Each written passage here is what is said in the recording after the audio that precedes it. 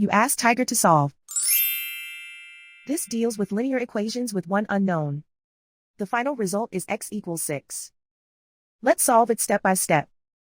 Group all x terms on the left side of the equation. Subtract x from both sides. Group like terms.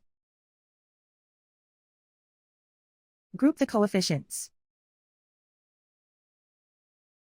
Convert the integer into a fraction. Combine the fractions. Combine the numerators. Group like terms. Simplify the arithmetic. Group all constants on the right side of the equation. Subtract 3 from both sides. Simplify the arithmetic.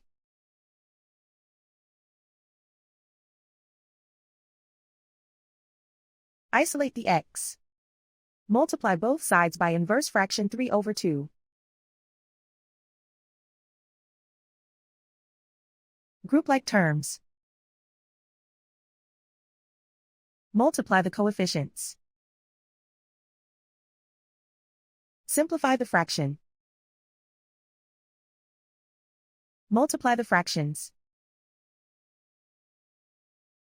Simplify the arithmetic. And so the final result is x equals 6.